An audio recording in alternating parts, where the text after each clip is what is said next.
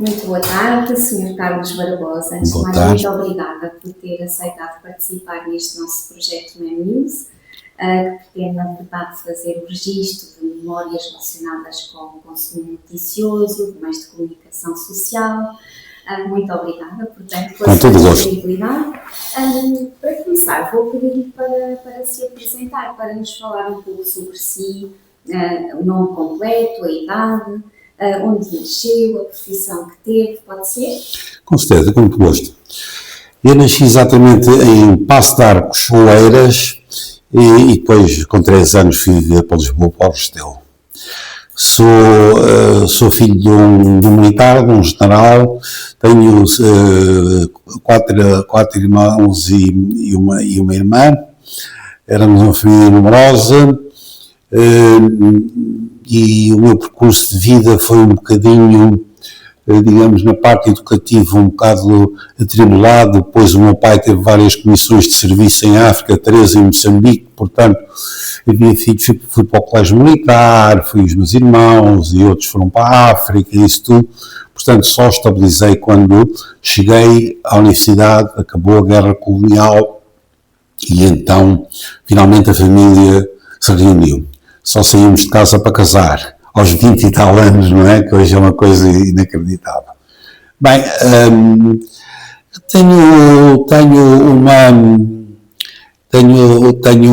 sou engenheiro agrónomo, trabalhei para o Ministério da Agricultura 11 anos em Lisboa, na Direção-Geral de Engenharia Agrícola. Portanto, a minha área era tudo infraestruturas agrícolas, tudo que era hidráulica. Mandaram-me estudar para Israel, depois mandaram-me estudar para a Holanda, os canais. A experiência de Israel foi fabulosa, porque me meteram numa universidade com um campus universitário, partilhavam o meu quarto com um estudante universitário e ao fim de semana agarravam um pequeno grupo, que nós éramos de vários países, e corríamos Israel todo. Desde os Montes Golã até lá embaixo Beersheba, onde foi agora o ataque, e profissionalmente foi extraordinário, porque a qualidade era excelente. E fui abrir para o mundo. E eles, os rapazes todos, eu chegava a ter grupos de 10 no meu quarto à noite, só a perguntarem o que era a vida na Europa, o que era a vida em Portugal, com perguntas engraçadíssimas. Pronto, depois entretanto, casei-me, conheci uma estudante universitária dos Açores, aqui de São Miguel, que estava no 3º ano de Medicina, e namorámos uns anos e resolvemos casar. Hoje ninguém acredita, mas com o ordenado da função pública eu consegui alugar em Miraflores um hangar e ainda ofereci um Fiat 600 à minha mulher para ir para ela e para a minha. Hoje isso é tudo inconcebível. Sempre com muito orgulho, não ter que pedir nada absolutamente aos pais, nem aos sogros, isto. Comecei então a vir aqui todos os anos, uma vez por ano, ou no Natal, ou na Paz, ou no verão, e apaixonei-me por esta terra. Primeiro apaixonei-me pela mulher, depois pela terra. Entretanto, a minha mulher tira a especialidade de oftalmologia e nesse ano fizeram uma pressão enorme para que todos os especialistas, naqueles período pós-revolucionário, tinham de seguir para a província. Tinham de fazer uns anos largos para a província. Bem, perante esta opção, nós pensámos, agora vamos viver para Chaves, para Castelo Branco, onde não conhecemos ninguém, nada, ninguém, então vamos para a tua terra. A minha mulher foi muito revoltante, já tinha o seu consultório aberto na Almirante Reis, eu tinha um lugar de chefe de divisão onde desfiava 120 pessoas aos 29 anos, imagino, portanto toda a família achou que era uma loucura o que nós estávamos a fazer. Mas não, graças a Deus, a minha mulher abriu logo aqui um seu consultório, foi 18 anos diretora do serviço de oftalmologia aqui do hospital, foi ela que levou a oftalmologia aqui do hospital novo para o hospital, do hospital velho para o hospital novo, portanto foi um desafio extraordinário. Portanto, aqui há o trabalho muito mais limitado para mim, para ela, foi um desafio extraordinário, para mim muito mais limitado. Mas pronto, eu talvez me tenha anulado um pouco para que a minha mulher brilhasse. E além disso eu queríamos ter filhos e ficavam sempre adiados, até quando finalmente chegámos aos Açores, tivemos a nossa filha.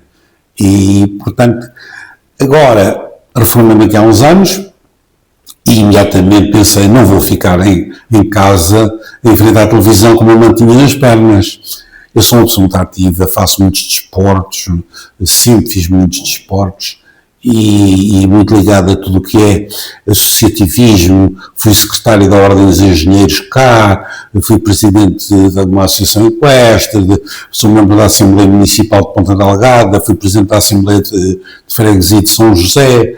Portanto, envolvo-me para não estar parado, apesar de adorar a leitura e a informação. E pronto, aqui entrei para a Universidade dos Açores, onde estou muito satisfeito, porque não é só esta Universidade Sénior, é muito engraçado, acho que é uma delícia, porque estão ali pessoas com os percursos de vida tão engraçados, quando começam a falar e começam a contar um bocadinho da sua história. Só para recapitular, em relação a essa sua experiência em Israel, tem ideia do ano em que foi? Fui em 78, numa altura ainda muito crispada naquele contexto de Israel árabe.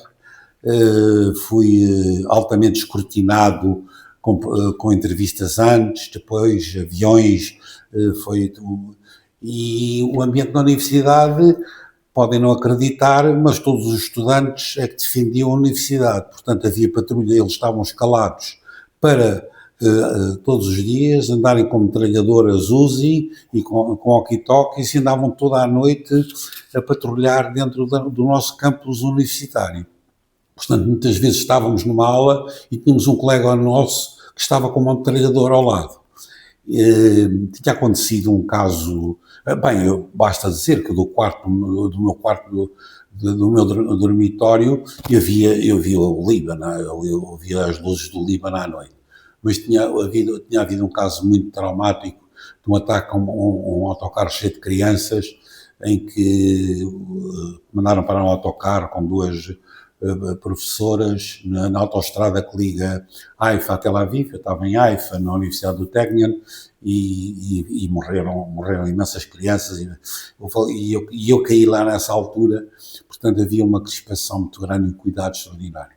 Agora, por outro lado, foi um banho de cultura, desde o Mar Morto, Massada, a razão porque é que eles não entregam os Montes de Golã de maneira nenhuma à Síria, ninguém sabe, ou poucos sabem, mas o Rio Jordão, que é a fonte de água de todo Israel, desce dos Montes de Golã, entra no Mar da Galileia e depois desce até ao Mar Morto. Ora, se a nascente era nos Montes de Golã, era da Síria. E os sírios começaram a pensar em desviar a água dos Montes de Golã. Portanto, jamais os israelitas, eles vão nos mostrar, jamais nós vamos permitir que nos tirem a fonte da vida, que é a água, não é? Depois, professores extraordinários na universidade, quase todos até formados e com longa experiência na América e noutros países. Muito obrigada pelo esclarecimento, e ainda voltaremos a esse tópico, até porque pode ser interessante depois pensarmos também nas diferentes geografias por onde passou e no acesso à informação que tinha em cada um desses sítios. Só outra informação para complementar que referiu há pouco, a propósito da sua vinda para os Açores. Quando é que ela ocorreu? 91. 91. 90. Ok, 90, aproximadamente. 91 de janeiro de 91. Muito bem. Como é que descreveria o ambiente em que cresceu? Social, economicamente, cultural? Olha, tive a sorte dos meus pais terem comprado uma casa num bairro residencial, portanto havia sempre montes de rapazes e raparigas nas ruas, uns a jogar a bola, bicicletas, depois a idade da adolescência louca, das motinhas, os bailes das garagens, por tudo e por nada gravávamos num giradiscos e os bailes de garagem, e queria ter amigos para a vida, até hoje, a minha filha fica espantada como eu tenho amigos desde esse tempo. Nesse aspecto tive sorte. Sofri muito, foi com a ausência dos meus pais, quando em duas comissões o meu pai foi para zonas em que não havia, primeiro o 12º ano, foi para Pemba, a antiga Porto Amélia, e depois a terceira vez já foi no fim, e eu estava na Universidade de Agronomia e já fiquei. Pronto, os meus irmãos no colégio militar, mas eu sofri muito com essa ausência, porque nós éramos muito ligados, apesar do meu pai ser uma pessoa assim, reservada, mas de uma extraordinária cultura, e que as nossas refeições eram uma autêntica transmissão de sabedoria. E tinha um problema muito engraçado quando éramos mais novos. Nós vivemos em Paris também, o meu pai esteve na NAT, os meus pais, nós todos falamos línguas muito bem, e os meus pais então, para nós crianças não percebermos, falavam em francês um com os outros. Até que nós, todos contentes, aprendemos francês e ainda hoje todos nós, e acabaram os segredos. A história é curiosa. A sua família interessava-se por notícias quando... Muito, completamente. O meu pai, que era um oficial de Estado-Maior, tinha a obrigação de saber isso. Eu lembro perfeitamente de receber às 8 da noite um telefonema a avisarem o meu pai que o presidente John F. Kennedy tinha acabado de ser assassinado. Portanto, o meu pai tinha de estar sempre muito, muito informado, e os jornais eram disputados lá em casa para dar a volta a todos, não é? Falou desses momentos em família em que conversavam muito, comentavam as notícias em casa Tudo. nesses O momentos. meu pai fez uma coisa que foi, a televisão tinha a sua sala da televisão. Não podia interferir com a sala de estar. Havia a sala de estar da família, onde estávamos, conversávamos, via um jornal. Quem queria ver televisão ia para outra sala. Apesar de nós seguirmos religiosamente os telejornais, mas até muito tarde, sempre os telejornais eram sagrados, não é? E essas notícias do mundo sempre nos interessámos. Portanto, nesse contexto familiar falavam de notícias de diferentes temas, não é? Tudo. Política, De tudo. sociedade.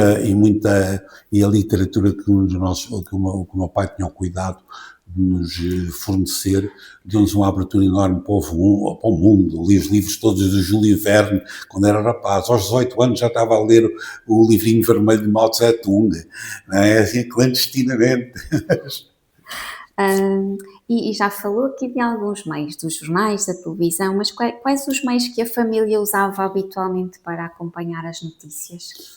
Era um Podemos jornal começar diário, pela sua jornal juventude. diário, um jornal semanário Expresso. O Ok. Expresso, quando ele saiu, aquilo foi uma Antes pedrada do no charco. Expresso, lembra-se de algum jornal? Ainda houve aquele semanário e tal, mas não ficámos muito ligados. E depois era o Diário de Notícias todos os dias, hein?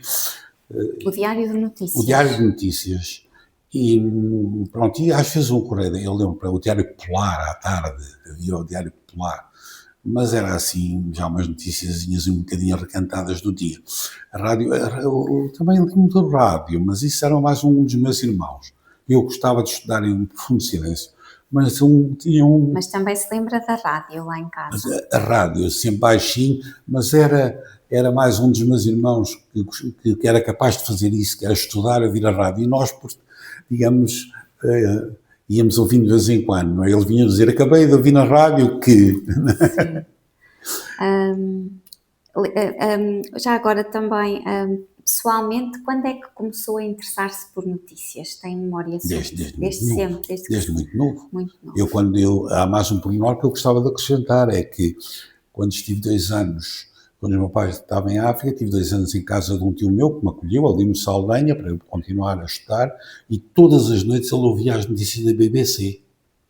À noite ouvíamos as notícias da BBC e eu perguntava, rapaz, 16, 17 anos, ó tio, porquê é isto? Porque aqui tu estás a saber uma quantidade de coisas que se passam em Portugal e que ninguém nos transmite. Porque estávamos no tempo de Salazar, claro. Que eu me lembro perfeitamente do seu falecimento, andava eu no 7º ano do liceu ou isso. Sim, foi no verão. Também terei algumas questões sobre esse período em específico, mas podemos também já conversar sobre isso, já que referiu. Tinham, portanto, noção, ainda que falamos ainda de quando era jovem, mas já tinha noção da censura, por exemplo, nessa altura? Não, Não nós propriamente. ouvíamos aquelas histórias que achávamos muita graça do nosso licença para uns isqueiros e coisas desse género. Agora, tudo isso, só quando entrei, eu estava na universidade quando se deu o 25 de Abril. E, portanto, nos 2 primeiros anos eu vi e assisti dentro da universidade, apesar de eu ser de uma universidade muito conservadora,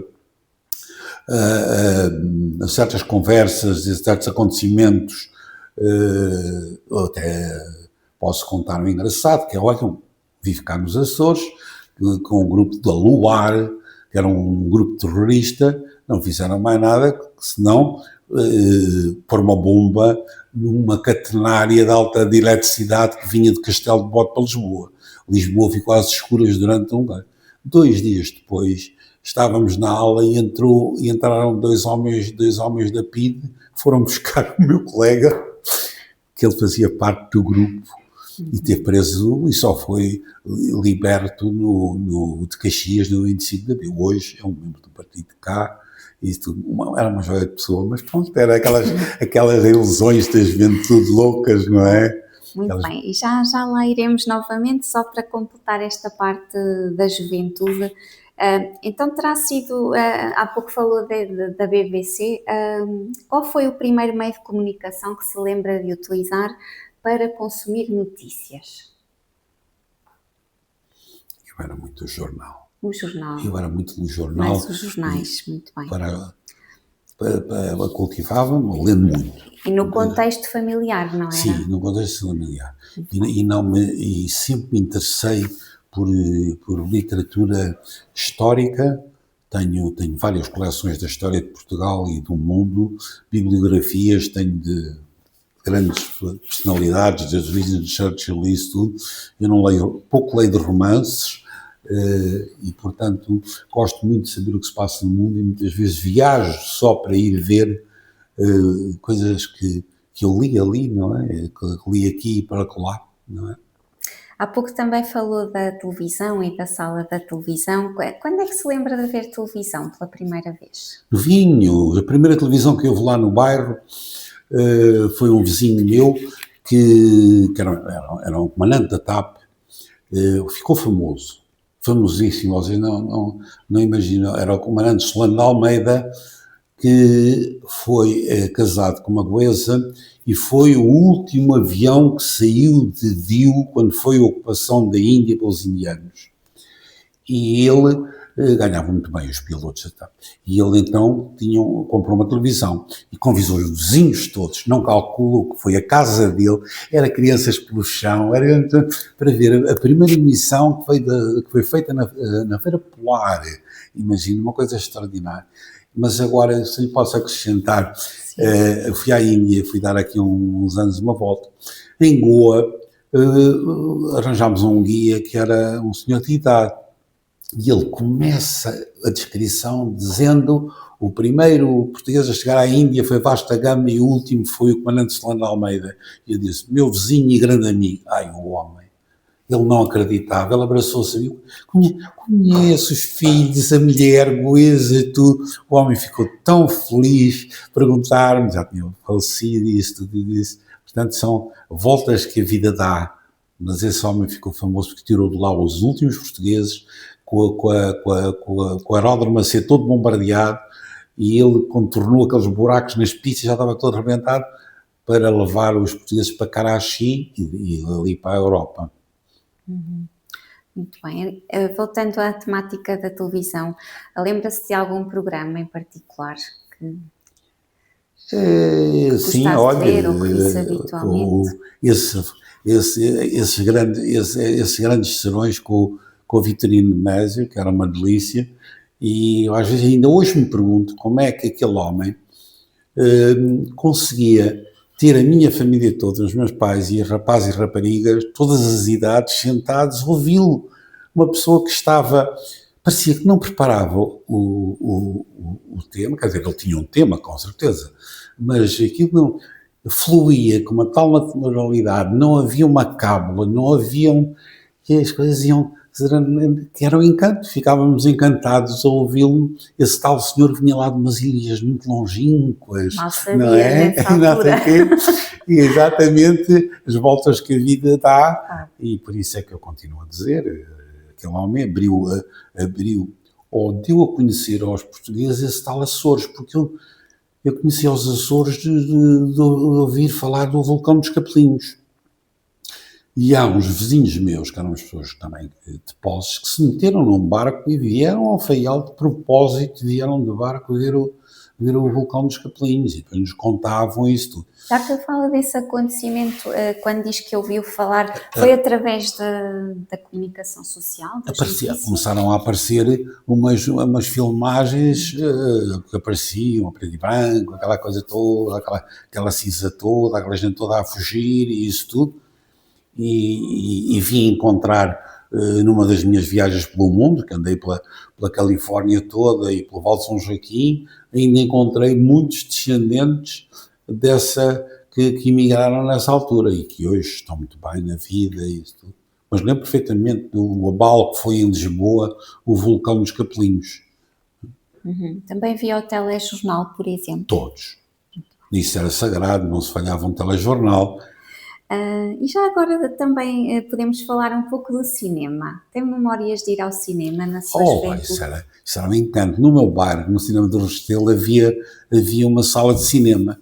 Havia muitas salas de cinema por bairros em Lisboa. Se forem a ver, em Alvalade, ali na Avenida de Roma, em vários sítios, havia em Campo de Ourique, Campo Lido, lá embaixo em Santos, havia muito cinema. E era um dos nossos programas, juntar um dinheirinho das nossas semanadas, nós tínhamos as semanadas, as semanas para ir ao cinema, íamos em grupos. Mais tarde, então já nos aventurávamos para ir ao São Jorge, ao Monumental, ver as grandes produções, e isso tudo foi uma era de encantos, ter conhecido os Fellinis e esses grandes realizadores com filmes fabulosos que nós vimos lá, encantados.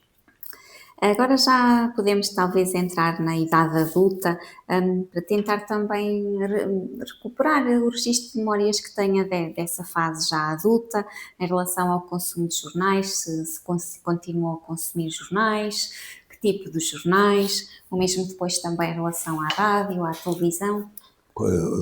Sempre, aos sábados de manhã, aqui em Montemema, aqui em Ponta Delgada, até há bem poucos anos, era sagrado ir tomar o café ao Café Central, ir comprar o Expresso, a Visão e a Sábado. Portanto, sempre em minha casa se consumiu sempre pelo menos esses três órgãos de comunicação. E só há pouco tempo é que isto foi perdendo tudo, que nossas vidas mudaram completamente. Não as nossas, como disse, a nossa sociedade, perderam-se esses hábitos de nos encontrarmos muitos amigos, famílias aqui a tomar um café ao sábado de manhã e isso tudo. E depois também o facto do online, que não tem nada a ver. Lá vou eu ver o Observador e todas as manhãs e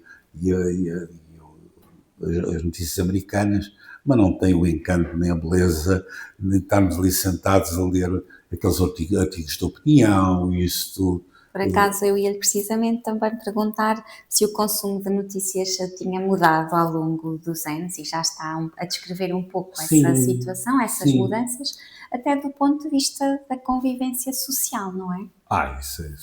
Isso de qualquer maneira, tenho um bom grupo de amigos que jantamos quase todas as semanas fora e metade do jantar é comentar as notícias daqui e do mundo, porque são pessoas informadas e também se interessam e é uma maneira de quebrarmos um bocadinho o isolamento. Mas eu também não gosto de falar de isolamento, não há isolamento nenhum, é só para quem quer é que se sente isolado aqui. Assisti a vindas de pessoas que para aqui vieram e se fixaram, colegas meus até, mas que 2 ou 3 voltaram embora. De resto, os outros integraram-se bem e isso tudo, mas os que foram embora queixavam-se um bocadinho exatamente desse isolamento, mas é normal, há pessoas mais sociáveis e há pessoas que se fecham, e quando mudamos de cidade ou quando vamos para qualquer lado, nós temos de procurar integrar-nos, não podemos ficar à espera que venham à nossa casa, que nos venham buscar para a sociedade. É o que eu estou a fazer, por exemplo, aqui nesta universidade, eu já conheci uns colegas, gente simpática e boa, e professores que transmitiram coisas que eu não. Pronto, que nunca. Olha, até fui para a filosofia, imagina, um engenheiro agrónomo teve em aulas de filosofia. Eu disse, eu vou voltar, eu quero ouvir falar de Sócrates e os diálogos com Platão e coisas do género. E gostámos imenso e brigámos ali todos, porque uma coisa é ouvir, estar a ler esses diálogos de Platão com 17 anos e outras é com a nossa idade. E então aquilo foi um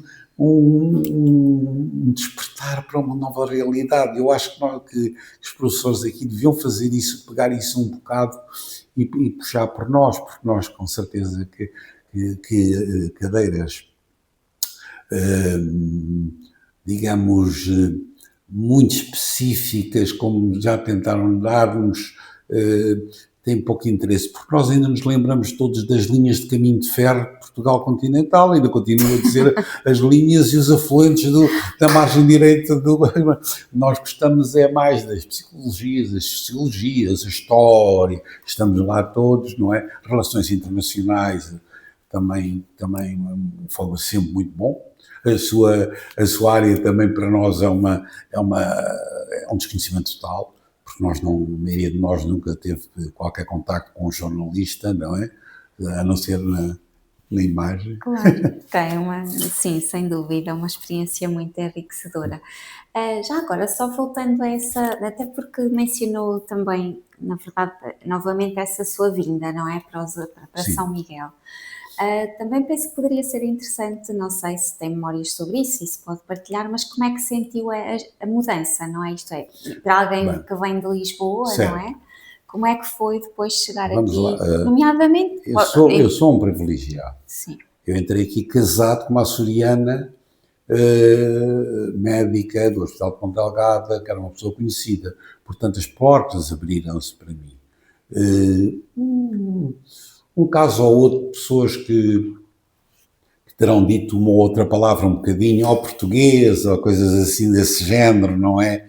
Mas pronto, temos de levar isso e não pensar.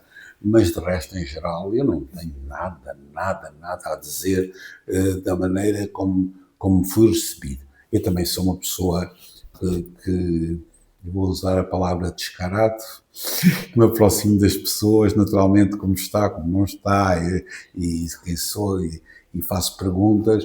O açoriano é muito reservado, mas eu sou capaz de lhes dar volta devagarinho e conseguir, não paro, conheço imensas famílias com quem me dou, vou aos casamentos dos filhos todos, tenho um grupo social muito grande, mas é uma diferença de mentalidades e de ser e de estar.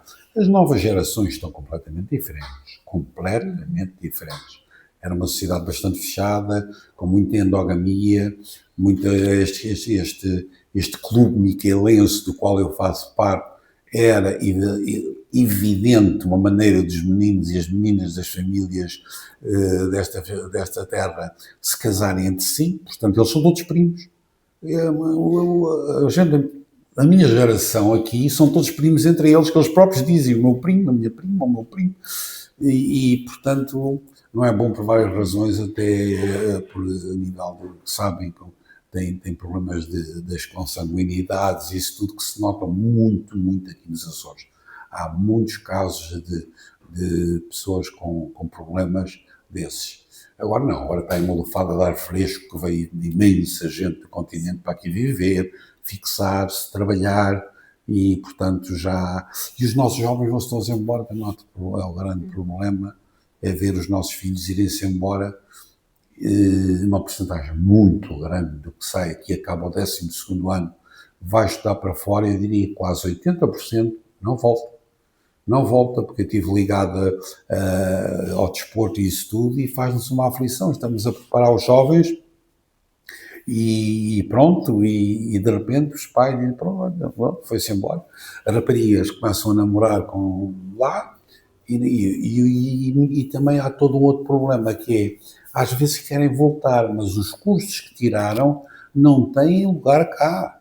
Mesmo ali nas ordens dos engenheiros, os jovens açorianos engenheiros vinham perguntar se sabia de algum lugar de engenheiro de eletrotecnia ou de mecânica não sei o quê. Quem sai ali da engenharia civil e pouco mais, dificilmente há um lugar. E muitas vezes as empresas, como têm uma dimensão muito pequena, não têm capacidade de absorção. Estamos quase à espera que um se reforme para entrar outro. E eu fico com muita pena, porque não calculo o que está pelo mundo de açorianos espalhados. Não é? Já agora voltando ao foco aqui do nosso projeto, e como é que caracterizaria o contexto dos meios de comunicação regionais nessa altura?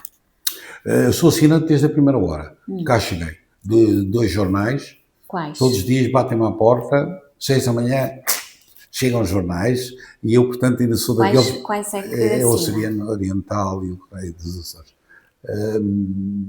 Ainda sou dos privilegiados que sentam a tomar o pequeno almoço, consumindo as notícias. Portanto, eu chego ao meu emprego e já sei, já estou a dizer aos meus colegas todos, olha, aconteceu isto, aconteceu aquilo, e depois à hora do almoço, ou à noite, ou à tarde, é que leio mais em profundidade.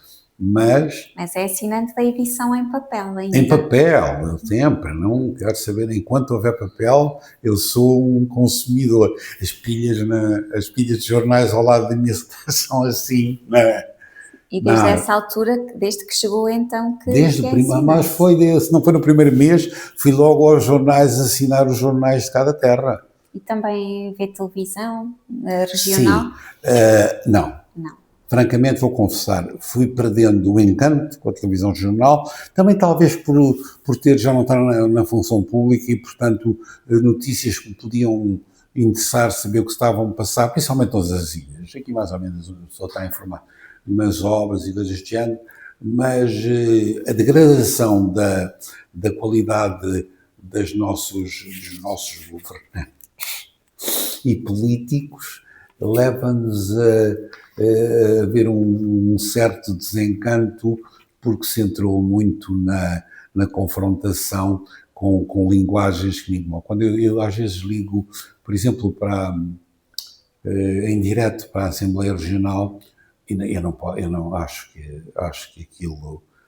Fui convidado, fiz parte de uma lista de deputados, graças a Deus não fui, porque eu não me ia dar bem com aquele nível de contra-argumentação, do contraditório, não é? Porque as pessoas não têm muito cuidado com a maneira como se expressam e usam palavras ofensivas e isso tudo. Portanto, acabei por me desinteressar de ver sessões em direto da Assembleia Regional, e as notícias é só quando acontece assim alguma coisa mesmo importante, que eu quero ver umas imagens, um temporal nas flores, aconteceu isto aqui, ou isso. Não, isso, então vou ver. De resto, é o telejornal todas as noites. Qual a estação era RTP? Ou se eu vejo às 3 ou às 4 e só paro de ver telejornais à meia-noite ou mais, e debates. Porque gosta de comentário televisivo? Sim, vejo os comentadores todos, quase todos, mas tudo disso, aquelas pessoas agora da política, e eu, como filho militar, interessa-me imenso tudo o que se passa na Ucrânia, e, portanto, estou sempre salto de canal em canal à procura geralmente vejo mais do que um telejornal.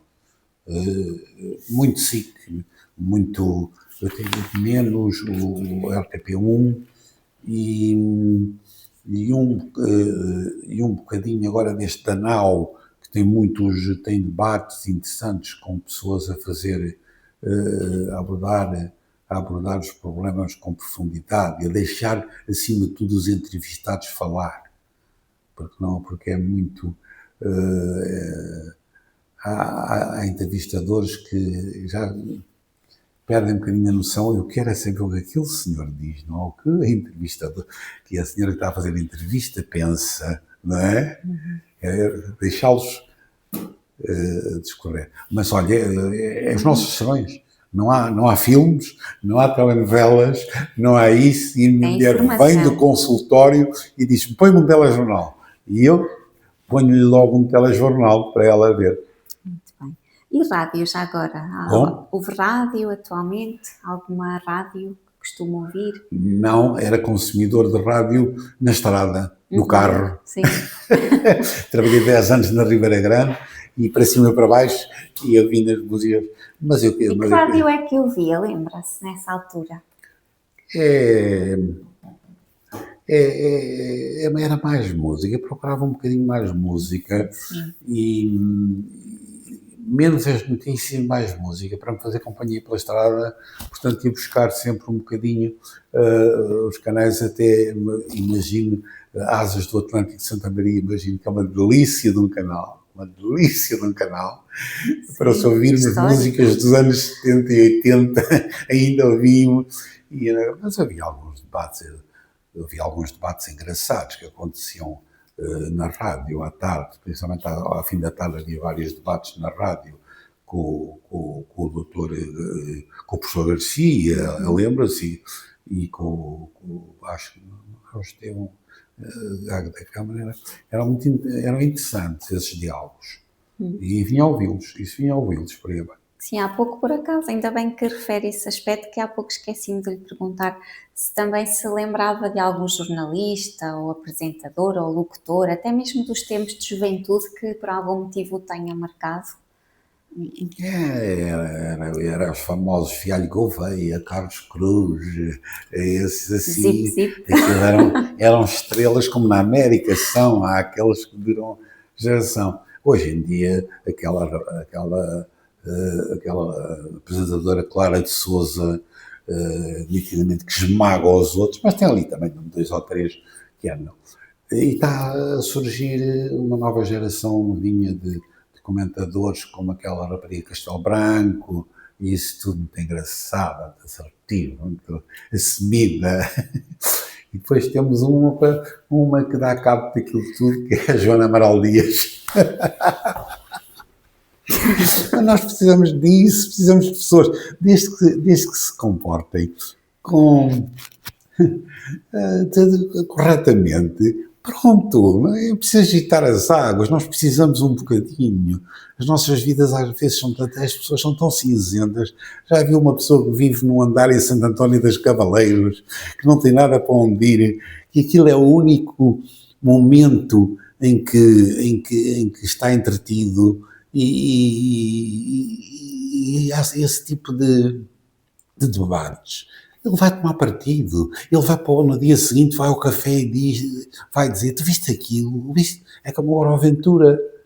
Costuma haver debates agora em período? Sim, já vi alguns, claro que não, 2 ou 3, sim, com esforço, alguns, porque eles perdem-se completamente, não, até parece que nem estão a fazer candidaturas à presidência da República, não é? Eles se esquecem do motivo porque estão ali, quase, não é? Uhum. Costuma acompanhar notícias na internet? Consome jornais online? Vejo, sim, esse observador é todos os dias. Quando é que começou a utilizar a internet? Tem memória? Já há alguns anos, quando nos puseram um computador à frente de todos nós recebemos nos serviços um computador. No meu serviço sempre houve internet aberta, portanto nós podíamos à vontade, em qualquer momento, vermos as notícias do dia, não é? Agora talvez um apontamento então sobre o período específico do antes e pós 25 de Abril, que eu penso que pode ser interessante, se tiver algumas memórias que queira partilhar sobre isso. Eu estive no 25 de Abril, eu estive no Drake Pass, eu estive no Saldanha, eu fui ao quartel da Polícia Militar, na minha louca juventude, porque eu estava no quarto ano de agronomia e fui para a universidade sem saber que tinha havido 25 de Abril. Entrei no elétrico, que era eu e o guarda-freio e pouco mais. A agronomia, quem não sabe, é na ajuda, e eu apanhava o elétrico, e só quando cheguei à universidade é que os meus colegas me disseram: olha, houve uma revolução. Foi assim que soube. Portanto. Foi assim que soube, imagino, meia dúzia de pessoas. Lá voltámos voltei para casa. E então tinha um primo meu que era assim, um bocado mais velhote, mas era um bom vivant, e disse: não, nós vamos ver isto tudo. E então deu-me do carro, eu não disse nada aos meus pais, e então lá fomos para ali fora, para Lisboa, que era proibidíssimo, que eles estavam a fazer apelos às pessoas que não saírem de casa e isso tudo. Portanto, estive em vários sítios, eu vi, ainda por cima, a minha casa no Restelo era encostada ao quartel do Copcon. Eu tive aviões a bombardear, os Fiat vinham e disparavam sobre, foi depois no 25 de novembro, que a disparar, e nós estávamos a almoçar e os aviões a passar por cima de nós, a disparar para o Copcon, onde estava o Hotel Saraiva Carvalho e tudo. Portanto, foi um período muito intenso de acompanhar esses acontecimentos, os ralis, vi a destruição da antena da Rádio Renascença na Buraca, que foram lá pôr umas bombas e tudo. Eu estava no 25, eu passei no 25 de novembro, lembro perfeitamente, eu vinha a subir a autoestrada e vinham por ali abaixo, pelas encostas, soldados e metralhadoras, porque se estava a decorrer, tinha sido ocupado o comando da Força Aérea, e saíram os comandos, saíram da Amadora e expulsaram-nos, e então eles corriam pela mata de Monsanto. Eu ia a passar e assisti. Portanto, eu tive uma quantidade de momentos em que me apercebi. Eu fui ver a manifestação da maioria silenciosa, só para ver, e havia uma bomba arrebentar, eu estava lá, junto ao cinema, por acaso, junto ao cinema São Jorge, do outro lado era a sede do PCP, e houve alguém que meteu uma bomba dentro de um recipiente de lixo. Ainda vimos aqui. Portanto, vi muito isso, e depois tive em muitos sítios. A maioria silenciosa foi extraordinária, e depois a Fonte Luminosa, com Mário Soares, foi arrebatador, e percebeu-se que aquilo ia dar a volta naquele momento.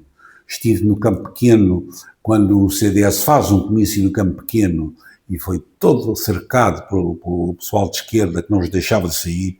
Tiveram de vir os chaimites para... Portanto, nós andávamos, aquilo era com a nossa juventude e a nossa loucura, tínhamos de estar em todas para ver, não é? Há pouco já falou de meios que consumia antes do 25 de Abril, como o Diário de Notícias. Sim. E o Expresso, já num período próximo à Revolução. E nesse período confiava nos meios de comunicação? Ou desconfiava das notícias? Líamos com uma certa... não é a palavra desconfiar é um bocadinho excessiva, mas com uma certa reserva, porque rapidamente nos apercebemos que as redações de jornais, ou por convicção, ou por medo de perda de postos de trabalho, como foi o caso do jornal República, lembro perfeitamente do que aconteceu no República,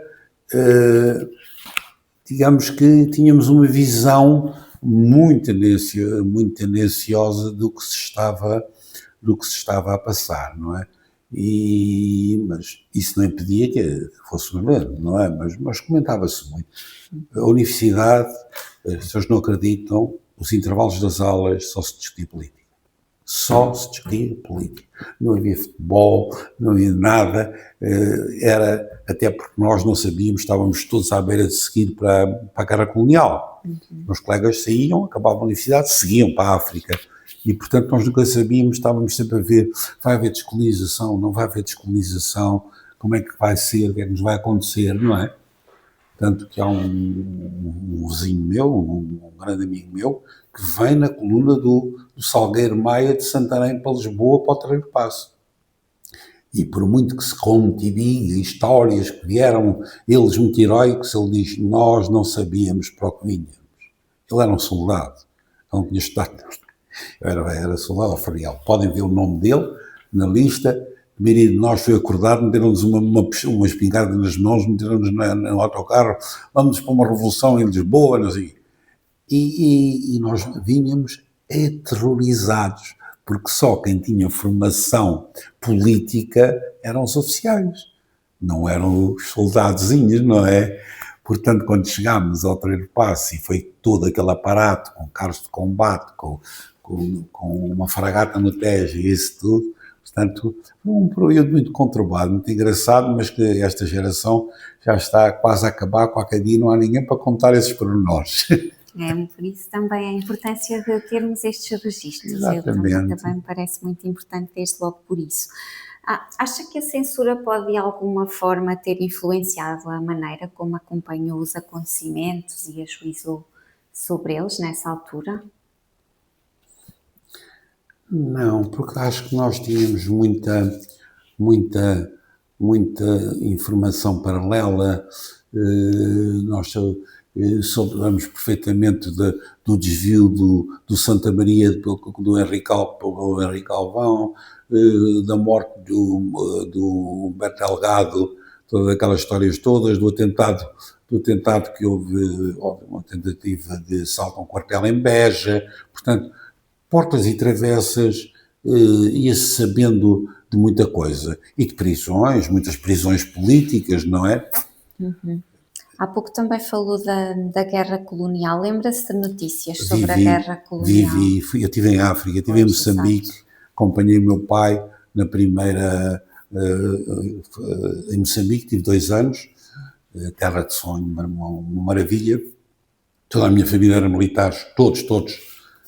Só eu é que fui para a agronomia e, portanto, o meu pai fez 3 comissões, tenho um tio com 4 comissões na Guiné, tenho os meus irmãos, tudo, portanto, estava ali em contacto direto com principalmente aqueles jovens oficiais que chegavam do mato e vinham descansar para Lourenço Marques e tudo. Portanto, nós acompanhávamos e sabíamos o que estava a acontecer no teatro de operações constantemente, apesar de Lourenço Marques, hoje Maputo, ser extraordinariamente longe do sítio onde havia, que era lá no norte, não é?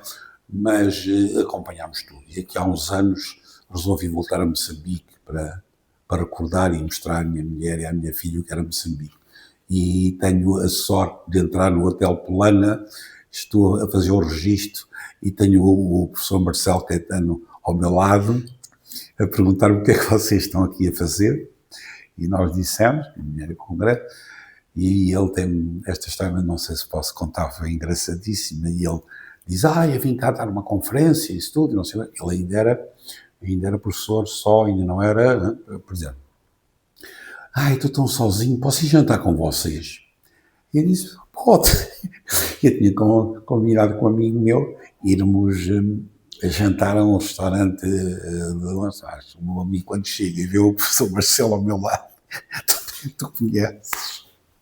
Bem, o homem entra, que é uma personalidade fascinante, fomos jantar, aquilo é só dar-lhe um tema e ele divaga. Mas o jantar foi muito interessante. E depois acabamos o jantar e diz o meu amigo, olha, há um bar muito giro que abriu na estação de comboios Macmaon, que é lindíssima, a estação de comboios que foi feita em Lourenço Marques pelo Eiffel. E então o bar é onde se juntam os portugueses. Nós vamos pôr o professor ao hotel e vamos todos para lá. Professor, então nós agora vamos ao hotel, bom, onde é que vocês vão? Diz ele. Vamos tomar ali um copo. Não, eu vou com vocês. Bem, agarramos nele e quando entramos com ele, ouça, uma estrela. Aquela gente, rodeou, desapareceu o professor Marcelo e já era tão famoso com as suas conversas que ficámos lá até às tantas com ele a brilhar no meio dos portugueses que ali viram. Portanto, olha, tenho assim umas experiências engraçadas. Ainda durante o Estado Novo, já referiu alguns acontecimentos marcantes, não é? Sim, Já referiu o vulcão dos Capelinhos há pouco, também a questão do Humberto Delgado, algum outro acontecimento que se recorde e do qual provavelmente tenha tido conhecimento através dos média, das notícias. Bem, Nacional, internacional. Bem, já lhe falei da morte do Kennedy, que foi na altura que foi um choque e percebeu-se logo que ia provocar ondas de choque. Lembro-me de visitas de chefes de Estado a Lisboa, dos meus pais falarem do tempo dos meus pais falarem muito do tempo ainda da Segunda Guerra Mundial, porque o meu avô o meu avô também foi preso pelos alemães na Primeira Guerra Mundial e, portanto, esteve na famosa Batalha de Lalis com o irmão, portanto, isso está tudo documentado na nossa família e falado. Pronto, depois lembro perfeitamente de começarem as descolonizações e se começar a falar bastante a nível familiar, isto vai com certeza transbordar para Portugal não vai conseguir durante muito mais tempo conservar as colónias, mas lembro perfeitamente então a saída da Argélia, dos franceses da Argélia, eu lembro perfeitamente, meu pai estava em Paris e chegaram à França milhares e milhares de colónios que vieram da Argélia, foi uma brutalidade, 500.000 ou mais, 1 milhão, que então lhes chamavam os Pieds Noirs, e eu ouvi tiros em Paris, em minha casa, isso tudo, que desestabilizou a sociedade francesa toda.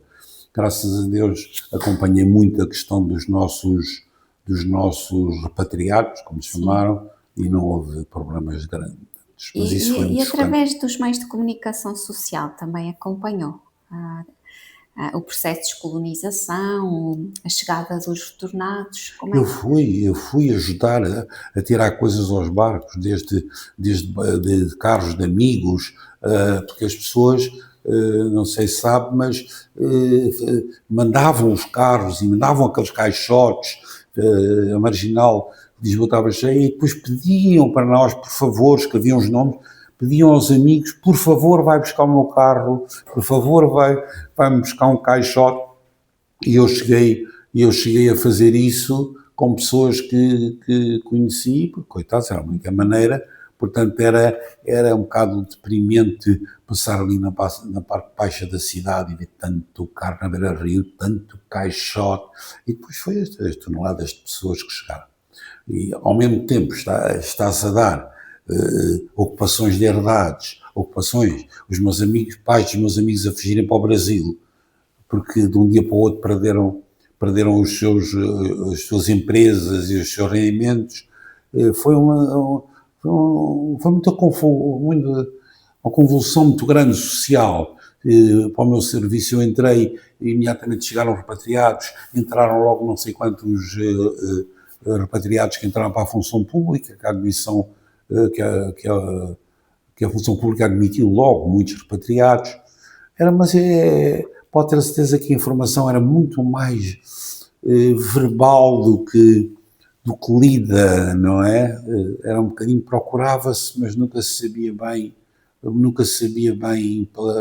porque então fui à STAF e era tudo tão cortado, a maneira como estavam a ser tratados os portugueses em África, foi muito difícil, como eles me contaram histórias arrebatadoras. Essa realidade era retratada nos meios de comunicação. Umas imagens a ver-se os portugueses a quererem sair, a fazerem grandes filas nos cais, a fazerem filas para subir para os aviões, a fazerem colónias de carros que desceram ao longo de Angola para a África do Sul, mas eu penso que até nem teríamos lá muitos correspondentes nem nada. E não se esqueça que foi uma altura terrível, com um governo socialista muito minado pela esquerda do Vasconcelos, isso tudo Gonçalves, que não queriam de modo nenhum que isto se pensasse ou que se estabelecesse o pânico, não é? E, portanto, penso que havia muita seleção, eu não digo censura, mas uma seleção das notícias para não gerar o pânico, para não gerar alguma, como se diziam antigamente, um reviralho, não é? Por isso é que começaram a surgir até aqueles jornais, como o Sol e os outros, lembra-se? E a Vera Lagoa, e eles começaram a escrever. E depois foi aquele jornal fabuloso que surgiu do Paulo Portas e do Independente, que foi aquilo, foi uma padrada no charco. Costumava ler o Independente? Foi toda a gente ia comprar aquilo só para ver o que ele dizia. Meu Deus, este tipo diz as últimas. Que memórias tem do Independente? Era tão engraçado, tão irreverente. Era diferente, não é? Tão irreverente. Mas quem é que se lembrava de afrontar um primeiro-ministro ou um ministro daquela maneira? E ele arriscou imenso. Aquele homem, aqueles rapazes, era tudo rapaziada nova, arriscaram imenso naquela altura, porque as pessoas não acreditam, mas havia um ambiente de certa coação e medo, porque havia ameaças não só físicas, mas de perdas de emprego ou de coisa. E aqueles atiraram-se para a frente com aquele jornal, não é? Foi muito importante. Quando pensei nessa irreverência, é sobretudo pelos temas, pela forma, a forma como se aborda um tema, saber dizer, criticar com elegância e sem baixar o nível, não é? Como se diz, como nós vemos, os nossos deputados dizerem coisas inenarráveis, poderiam ser ditas, mas com elegância ou com uma certa categoria, porque as palavras bem usadas ferem e são como uma arma, se a pessoa souber usar, não é? Outros temas que talvez se recorde de ter visto nos meios de comunicação social, como a adesão de Portugal à comunidade europeia, por exemplo, tem memória disso? Sim, sem dúvida. E sobretudo nos jornais ou na televisão? Sem dúvida. Eu até vivi bastante, até me convidaram a ir para Bruxelas, na altura, quando abrimos a delegação de Portugal, abriu a sua delegação em Bruxelas, havia uma necessidade enorme de formar a nossa delegação de tudo, até simples funcionários administrativos, técnicos e isso tudo. E então andaram pelos ministérios a convidar, principalmente os que dominávamos bem línguas, para seguirmos, porque tínhamos que apanhar rapidamente aquela oportunidade, não é? E houve uma esperança muito grande, E o facto é que Portugal deu um salto extraordinário com esses fundos, quando começou a chegar dinheiro e os fundos comunitários, foi uma coisa extraordinária. Ainda até há pouco tempo eu só trabalhava com esses fundos que estão a acabar, mas vê-se coisas que... Lembra-se de outros acontecimentos internacionais na história recente? Já falou aqui de contextos de guerras, por exemplo. Certo. Eu apanhei o fim da minha juventude, foi o fim da Guerra de Vietnã. E as imagens e a informação que tínhamos levou-me a comprar vários livros. Havia-se filmes americanos, como não deve-se lembrar, e eles, a própria televisão americana dava bastante reportagens sobre o que lá se passava, e então nós seguimos nós rapaziada, não é? Na altura, todos com 20 anos, à beira do serviço militar, seguimos muito o que se passava no Vietnã. depois fiz uma viagem à Europa por essa altura e fui encontrar na Suécia vários jovens americanos que tinham fugido ao serviço militar, e a Suécia já nessa altura tinha uma política de abertura a essas... já era muito pacifista, no tempo de Olof Palme, e então entrei em contato com vários rapazes que tinham desertado, americanos da Guerra do Vietnã, e marcou-nos muito. A guerra do Vietnã foi para a nossa juventude, foi muito marcante, foi muito marcante. E depois todas estas histórias, todas estas coisas mais recentes, Cuba, aquele desastre iminente que ia acontecendo em Cuba com os mísseis, também seguimos, mas e depois o tema constante era a guerra colonial até que ela acabou, e depois tem sido estes comportamentos que agora se estão a fazer sentir. A guerra israelo-árabe seguia sempre, ainda hoje assim, porque eles estão a falar do que está a passar, e eu lembro perfeitamente de ter estado ali e conversado com aquela rapaziada toda, as raparigas todas armadas e fardadas, todas já iam para a tropa, ali há 40 anos, todas carregavam as espingardas, levavam para casa, a arma era entregue e a arma seguia para casa e andavam sempre.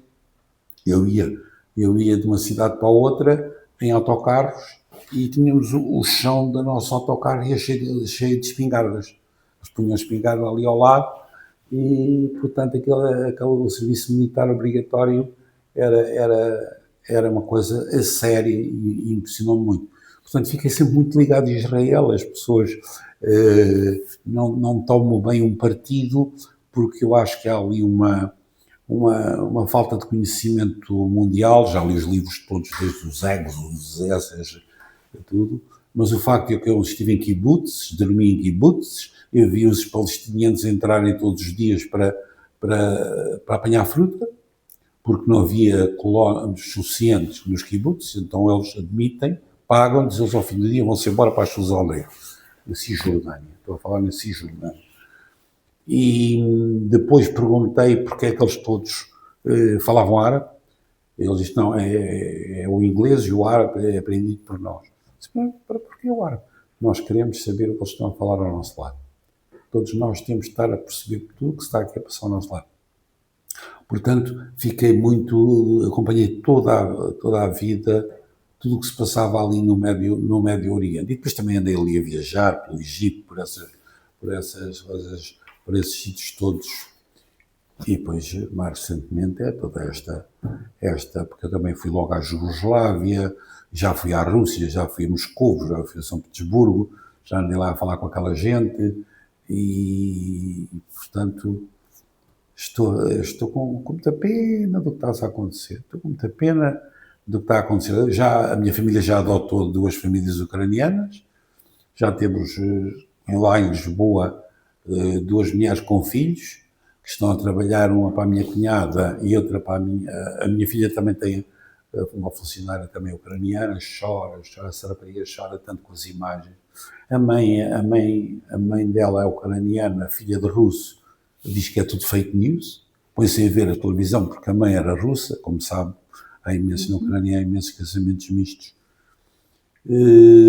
Mas pronto, olha, fizeram o que puderam, é bonito, são excelentes trabalhadoras, mas elas dizem nunca mais podemos voltar porque a nossa aldeia já não existe, o meu emprego já não existe, o que é que eu vou fazer para a Ucrânia, não é? Portanto, estamos a ver, e aquilo era, como me diziam em Moscovo, nós nunca cederemos a Ucrânia, nunca queremos, porque a Ucrânia é o celeiro da Rússia. É um facto.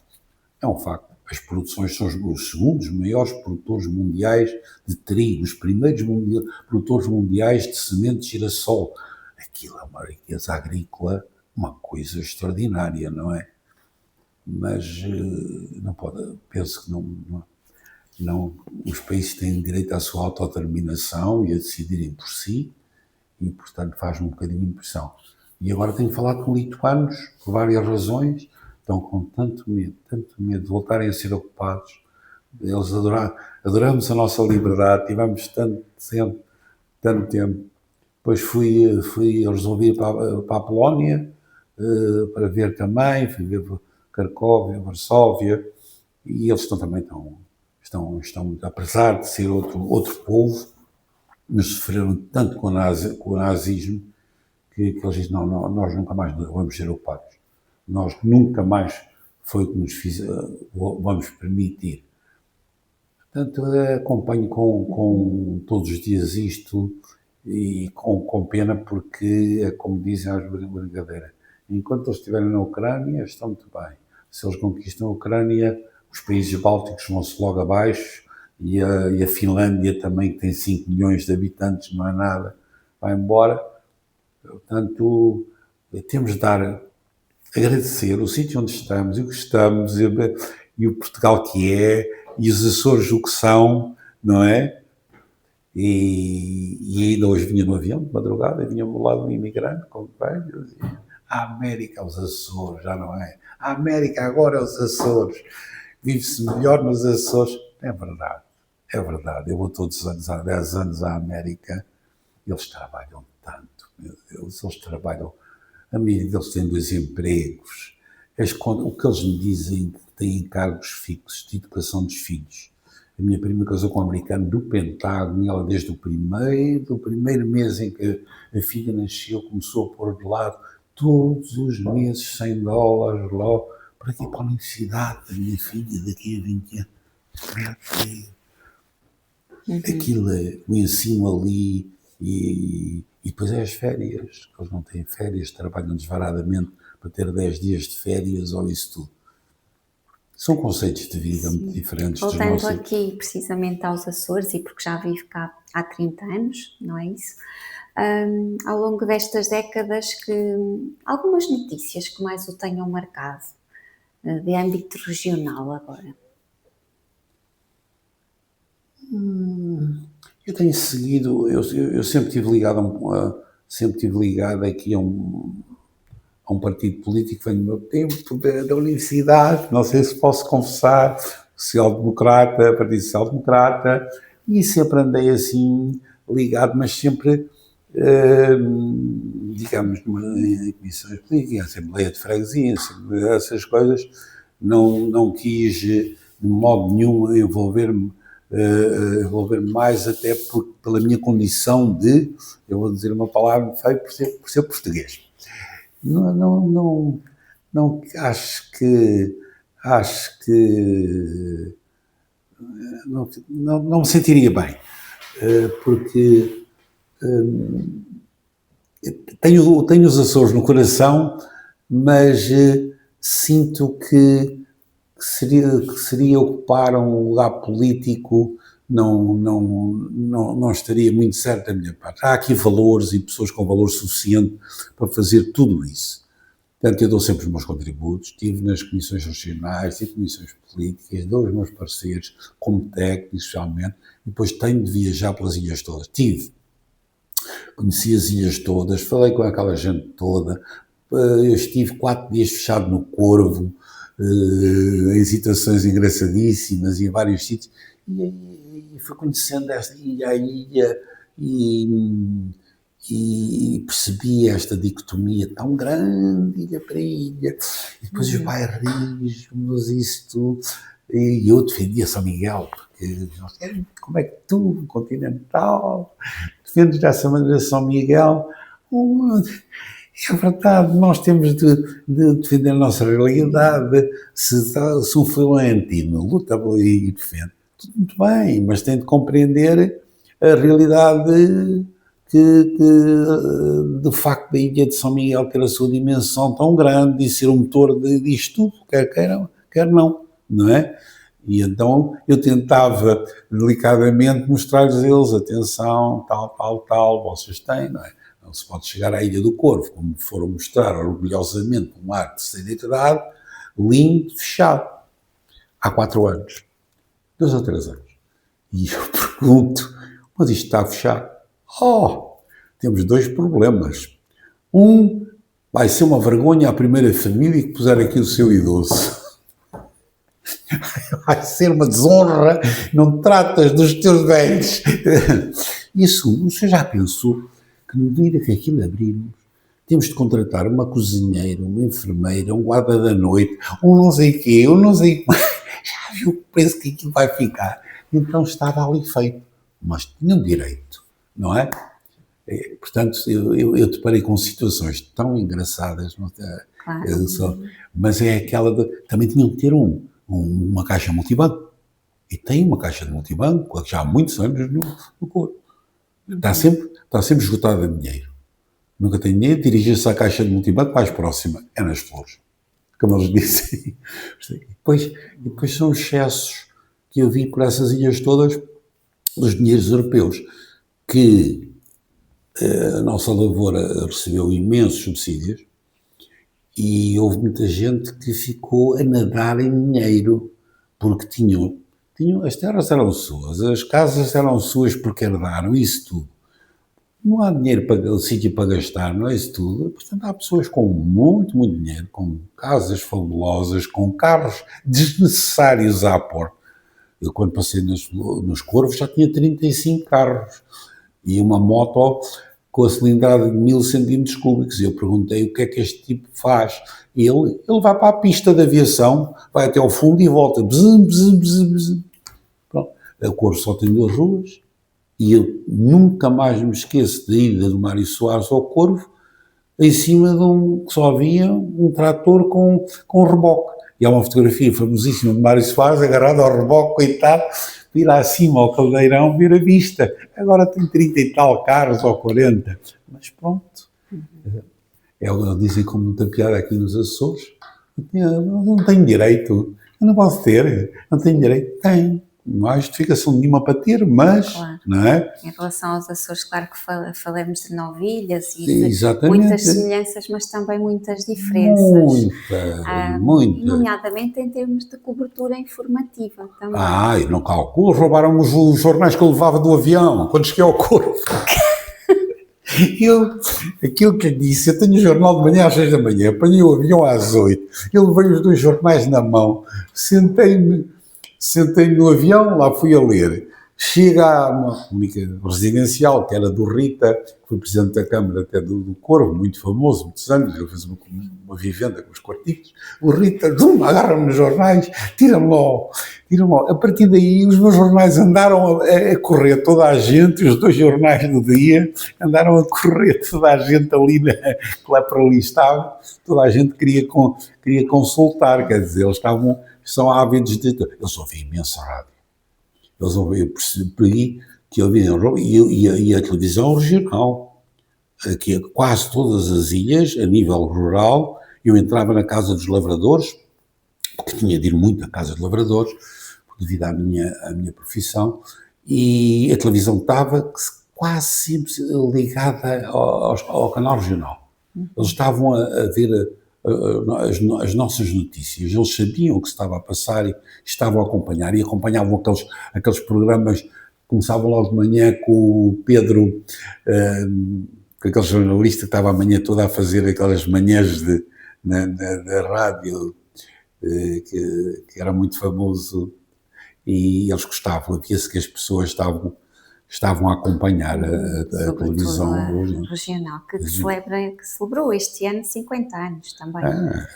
Isso é extraordinário, as condições em que eles trabalham. Eu já fui lá entrevistado 2 ou 3 vezes e aquilo eram umas condições, principalmente quando estavam no centro da cidade, condições de estúdios e isso tudo, que eles conseguiam fazer, era muito de louvar. Já só para complementar esta parte, também a minha pergunta era porque também, habitualmente, quando questionamos as memórias em relação aos Açores e em relação ao consumo de notícias no contexto dos Açores, surgem muitas vezes relatos que estão associados a tragédias. Imediatamente recebo um telefonema de Lisboa, da minha numerosa família, houve um grande desastre, caiu houve uma grande derrocada, Carlos, foi aí, não foi aí, onde é que foi? Esse temporal, olha, vai passar um ciclone, aconteceu alguma coisa na tua casa. Às vezes eu sou quase primeiro informado pelos meus familiares, na altura a minha mãe, que já faleceu com 94 anos há pouco tempo, mas então essa telefonava logo com um ciclone nas flores, perguntava logo, está aí, está muito mal. Não, mãe, esteja descansada, as flores é como daqui a Paris, portanto, as pessoas não têm essa noção no continente, de modo nenhum, da distância geográfica que nos separa, não é? Trilhas. E, portanto, associam é ali ao lado, não é ali ao lado, não é? Como se costuma dizer. Claro. Por exemplo, a tragédia da Ribeira Quente também. Estive lá, no dia seguinte, tudo baixo de lama, isso tudo, fui dos primeiros a chegar lá. Chamar como eu tenho as estradas, isso tudo, vimos aflitos para lá chegar, o jipe que atrás de nós caiu para a Ribeira, escorregou na lama e foi para lá. Graças a Deus o homem saiu, e que foi assustador. Ver lama até aos telhados e saber que estavam ali não sei quantas pessoas presas, foi uma coisa. E antes de estar no local, teve algum contacto com a informação À através dos médias? À noite já estavam a televisão, no caso. A televisão, porque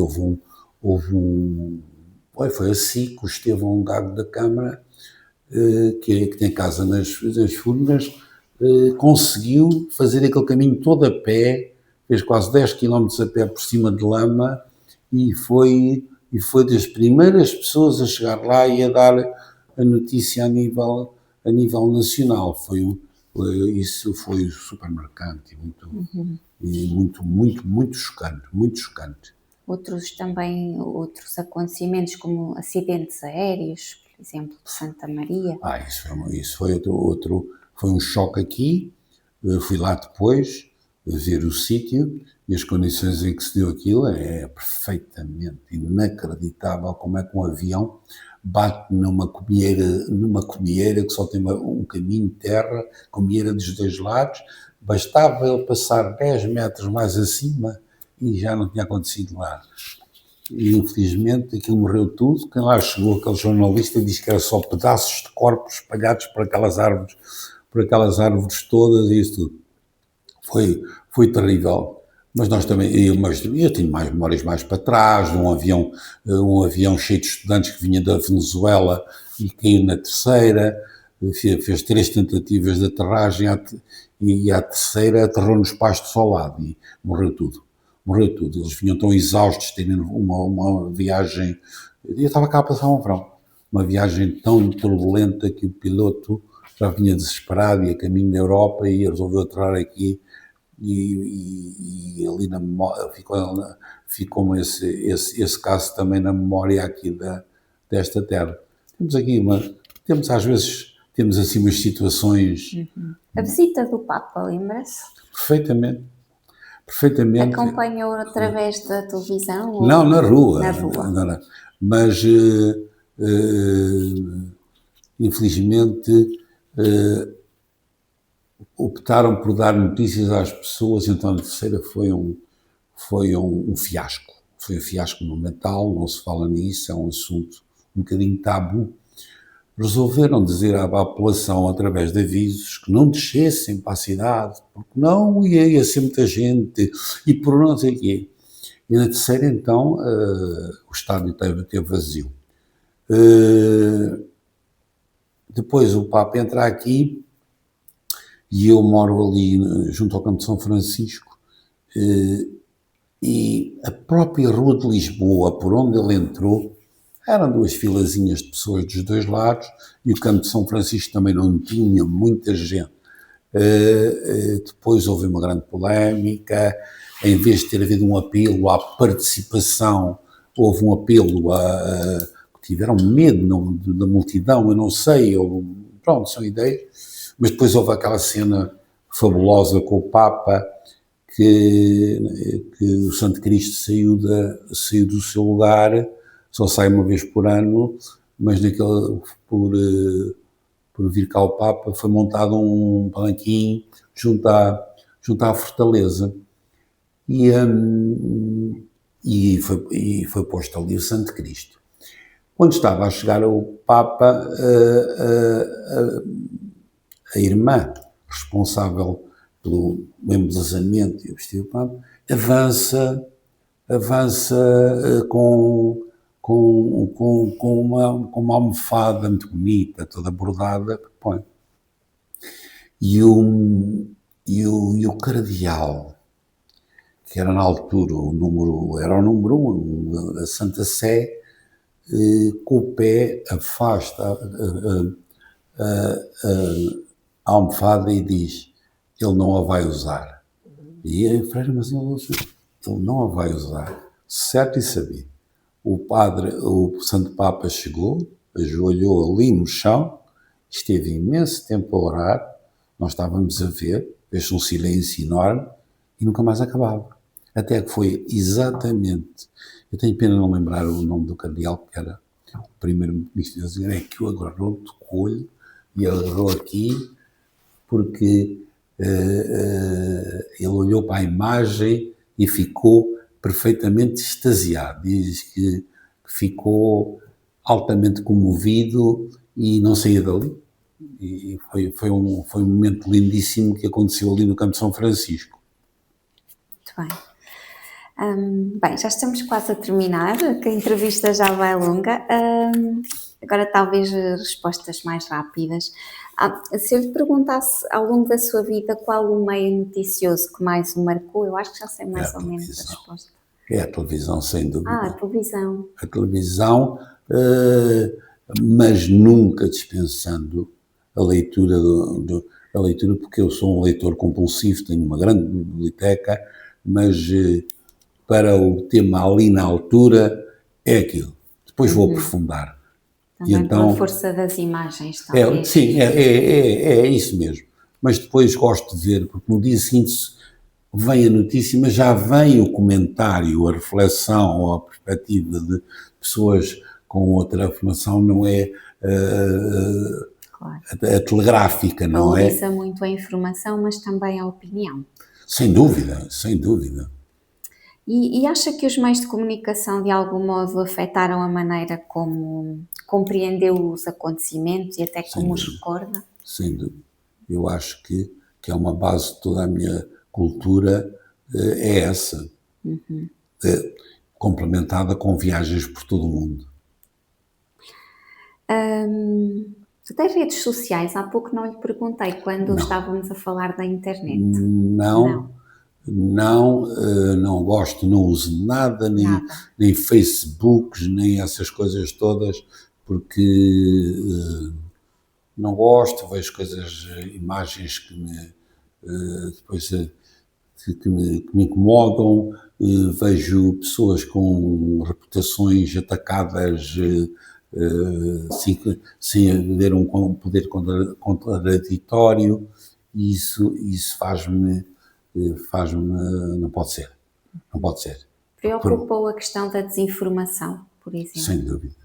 Sem dúvida. Esta nova palavra da fake news, então, é um horror, não é? Há pouco também falou aqui, ainda que de forma breve, de questões geracionais, diferentes gerações. Que mudanças considera mais importantes comparando a sua experiência, por exemplo, com gerações mais novas, em relação, claro, às notícias? Não vê. Tenho uma filha com 32 anos que está connosco, está ali a ver o telejornal, mas não faz um seguimento, ou um dia vê, outro dia não vê, porque eles preferem essas as notícias que... Mas ela consome informação, mas de outro modo, não é? Sim, mas não estão de modo nenhum tão informados como estávamos nós quando tínhamos a idade deles. Nós tínhamos já uma informação e muito mais leitura, principalmente muita leitura que nós já tínhamos, até porque éramos obrigados muito a ler desde muito cedo, mesmo desde o liceu, não é? Já tínhamos lido os Camilos, os Essas de Queiroz, os Aquilênios, todos já, isso Confia no jornalismo e nos jornalistas portugueses? Eu confio, Ou se mas essa acho, confiança aumentou ou diminuiu ao mas longo do tempo? eu acho é que não se deve ir para jornalismo por um capricho ou por ser fascinante, estar na televisão ou isso. Acho que temos de gostar e, acima de tudo, nos prepararmos bem. Eu gosto de ver um jornalista que está a falar e nós temos aquela sensação, este tipo estudou o assunto, este foi lá procurar, foi averiguar. E isso, até porque muitas vezes desarma o próprio entrevistado, não é? Que coitado. Mas o senhor disse, escreveu isto, não é? Isso é. Mas eu disse: olha, sim senhora, é assim que se estuda e se prepara uma entrevista, não é? Sem dúvida. Esta questão eu penso que já sei a resposta, que é se usa vários meios de comunicação e se vê vantagens em acompanhar vários meios de comunicação, já Sem percebi que sim. dúvida. Várias origens. Claro, claro que sim. E agora uma pergunta que me parece particularmente interessante no seu caso, uma vez que viveu e conheceu diferentes contextos geográficos e já teve a oportunidade de partilhar várias dessas experiências, de diferentes contextos geográficos e também sociais, políticos, etc. Sentiu que o acesso às notícias era diferente em cada lugar? Completamente. Eu tenho. Eu passo um mês por ano nos Estados Unidos, na Flórida, e estou a ver todas as noites as Fox News, as CNN, isto, e é tão diferente, meu Deus. Primeiro, tenho imensa dificuldade em ter informação internacional. Imensa. E as notícias, mesmo nacionais, só se forem grandes desgraça, um nevão brutal que deu acidentes, são muito passadas em claro e os noticiários são curtos e depois para o meu grande espanto, como é que um jornalista ou uns comentadores que estão ali em prime time a ver o senhor presidente dos Estados Unidos, o Biden na altura, na sua fase nítida de degradação física, a descer as escadas, olha, vai cair, vai tropeçar, olha que ela vai cair. Isto não se diz. E depois foi aquela brincadeira que, às altura, dentro mesmo das conversas, talk shows, o Sleepy Joe, porque ele estava com uma tendência a estar muito com os olhos fechados. Portanto, em relação à Europa, aquilo choca-me muito, aquela maneira de fazer jornalismo, não é? Mas é uma maneira de estar na comunicação, não é? Como vê a evolução do jornalismo no caso concreto português?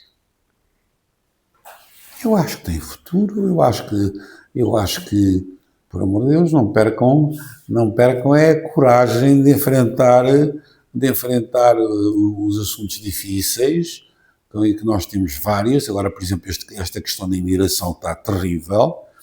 Eu não estou a viver muito, mas eu reconheço que Lisboa está invadida de pessoas, não tenho nada a ver, mas de pessoas estranhas. Estamos rodeados de gente da Ásia. Os Ubers a cadeia Uber foi toda, compraram centenas de Teslas e mandaram vir indivíduos do Bangladesh, já me contaram, e nós só somos conduzidos por indivíduos do Bangladesh que estão a viver, coitados, em condições super precárias, a ser altamente explorados disso tudo. E, portanto, é bom que as pessoas vão denunciando casos destes, porque nós somos uma sociedade muito pequena e muito frágil. Nós somos muito poucos. E quando dizem qual é a percentagem de portugueses que têm menos de 45 anos, estão poucos. as crianças, nós não temos filhos, eu só tive um filho, tinha 5 irmãos, nós não temos filhos, a nossa sociedade está a envelhecer. É um facto, precisamos de imigrantes, mas temos de ver muito bem como é que isso se faz, não é?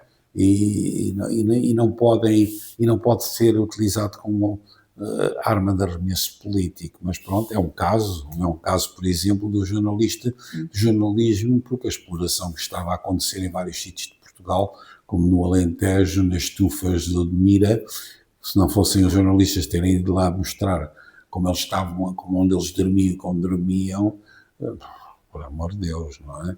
Acredita então que o jornalismo hoje cumpre o seu papel na sociedade? Cumpre,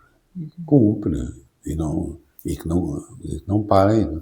Caramba, se não for o jornalismo, nós entramos voltamos às notícias de café, ou de bairro, ou da aldeia. Não pode ser, de maneira nenhuma. Agora, também não podemos ter um jornalismo, tem que compreender os jornalistas, mesmo que sejam de estações muito generalistas, que não vale a pena dizer o nome, o marido mata a mulher com uma facada em Trás-os-Montes, na aldeia tal, com requintes, depois entrevistam durante meia hora os vizinhos todos, ele até era bom rapaz, ele até não sei, por amor de Deus, isso não é uma notícia nacional e nem aquela cadeia de televisão é regionalista. Porque há muitos países que têm cadeias de televisão regionais para ali. As nossas televisões são regionais. Agora, uma pessoa que está no Algarve, o que é que me interessa? Um assassinato lá numa aldeia perdida de Trás-os-Montes e que durante 15 minutos em prime time estamos a ver notícias dessas. Porque de repente há coisas muito bonitas e interessantes que estão a acontecer em Portugal e que não são assinaladas, não é? E porque não, uma notícia, porque não em todos os telejornais ser obrigatório haver uma notícia bonita, puxar por nós um caso de adoção, ou de ternura, ou de ajuda, de entreajuda mútua. Há coisas tão bonitas que estão a acontecer todos os dias em todo lado. Procure, é tão fácil, porque no dia que começarem a fazer amanhã vocês vão saber outro. E no dia seguinte alguém vai telefonar, vocês sabem que aconteceu isto aqui e acolá, e essa informação, pelo menos acabamos os telejornais com uma sensação de caramba, ainda há gente boa. Bom, parece-me uma excelente forma também de terminarmos esta entrevista, com esta mensagem positiva. Resta-me agradecer. Muito obrigada. Foi imenso gosto. Foi muito interessante. Obrigada pela disponibilidade.